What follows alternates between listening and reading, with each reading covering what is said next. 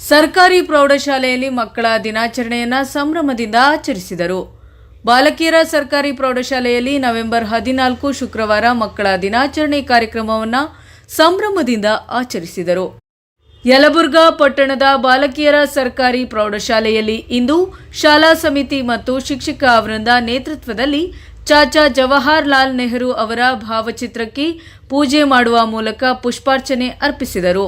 ಬಳಿಕ ಸಸಿಗೆ ನೀರು ಹಾಕುವುದರೊಂದಿಗೆ ಕಾರ್ಯಕ್ರಮಕ್ಕೆ ಶಾಲಾ ಮುಖ್ಯ ಶಿಕ್ಷಕರಾದ ವೀರನಗೌಡ ಪೊಲೀಸ್ ಪಾಟೀಲ ಚಾಲನೆ ನೀಡಿ ಮಾತನಾಡಿದರು. ಬಳಿಕ ಅತಿಥಿ ಶಿಕ್ಷಕಿಯರಾದ ಶಾರದಾ ಸಾಧನಕಾನ ಮಕ್ಕಳ ಶೈಕ್ಷಣಿಕ ಹಕ್ಕು ಕುರಿತು ಮಾತನಾಡಿದರು. ಈ ವೇಳೆ ಸಿವಿ ಮೇಟಿ ಪ್ರಾಸ್ತಾವಿಕ ನುಡಿ ಹೇಳಿದರು ಹಾಗೂ ಪ್ರತಾಪ್ ದಳವಾಯಿ ಕಾರ್ಯಕ್ರಮ ನಿರೂಪಣೆ ಮಾಡಿದರು.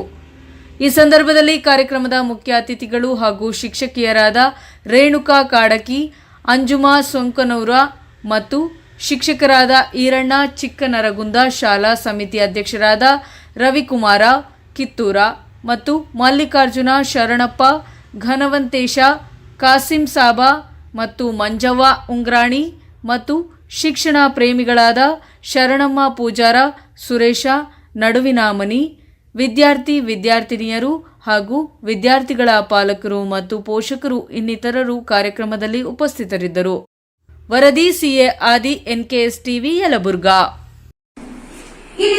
ಯಾವುದೇ ಮಕ್ಕಳು ಜಾತಿ, ಧರ್ಮ, ಸಾಮಾಜಿಕ ಸ್ಥಾನಮಾನವನ್ನು ಲೆಕ್ಕಿಸದೆ ಎಲ್ಲರಿಗೂ ಕೂಡ ಸಮಾನವಾಗಿರ್ತಕ್ಕಂಥ ಶಿಕ್ಷಣವನ್ನು ನೀಡಬೇಕು ಅನ್ನೋದು ಇದರ ಒಂದು ಕಾಯ್ದೆ ಆಗೈತಿ.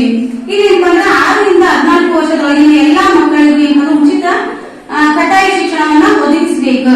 ಇದು ನಿಮ್ಮ ಹಕ್ಕಾಗೈತಿ. ಮತ್ತ ಜಾತಿ, ಧರ್ಮ, ಸಾಮಾಜಿಕ ಸ್ಥಾನಮಾನ ಲೆಕ್ಕಿಸದೆ ಎಲ್ಲರಿಗೂ ಸಮಾನ ಗುಣಮಟ್ಟದ ಶಿಕ್ಷಣವನ್ನ ಸಿಗುವಂತೆ ನೋಡಿಕೊಳ್ಳುವುದು ಹಕ್ಕಾಗಿದೆ. ಪ್ರತಿ ಮಗುವಿಗೂ ವಾಸಸ್ಥಳಕ್ಕೆ ಸಮೀಪದಲ್ಲಿ ಇರ್ತಕ್ಕಂಥ ಶಾಲೆ ಲಭ್ಯ ಇರಬೇಕಾಗುತ್ತ. ಯಾವುದೇ ಶುಲ್ಕ ಅಥವಾ ಪರೀಕ್ಷೆಯ ಮೂಲಕ ಪ್ರವೇಶವನ್ನು ನಿರಾಕರಿಸುವಂತಿಲ್ಲ. ಅಂದ್ರೆ ನೀವು ಪಕ್ಕದ ಶಾಲೆ ಒಳಗೆ ನೀವು ಹೋಗಿ ಆ ಪ್ರವೇಶವನ್ನ ಕೇಳಿದಾಗ ಅಲ್ಲಿ ಯಾವುದೇ ಒಂದು ಪರೀಕ್ಷೆ ಇತ್ತು, ನೀವು ಇದ್ರೊಳಗ ಫೇಲ್ ಆದ್ರೆ ನಿಮ್ಗೆ ಏನು ಬರಂಗಿಲ್ಲ ಅಂತಂದ್ರೆ ನಿಮ್ಗೆ ಪ್ರವೇಶಾತಿಯನ್ನ ನಿರಾಕರಿಸುವಂತಿಲ್ಲ. ಮತ್ತೆ ನಿಮ್ಮಿಂದ ಶುಲ್ಕವನ್ನ ಪಡೆಯುವಂತಿಲ್ಲ. ಮತ್ತ ಯಾವುದೇ ಮಗುವನ್ನು ಪ್ರಾಥಮಿಕ ಶಿಕ್ಷಣ ಪೂರ್ಣಗೊಳ್ಳುವವರೆಗೂ ತಡೆಯುವಂತಿಲ್ಲ. ಅದು ನಿಮ್ಮ ಪ್ರಾಥಮಿಕ ಶಿಕ್ಷಣ ದೊರೆಯಬೇಕು. ಅದು ನಿಮ್ಮ ಮೂಲಭೂತ ಹಕ್ಕಾಗಿದೆ.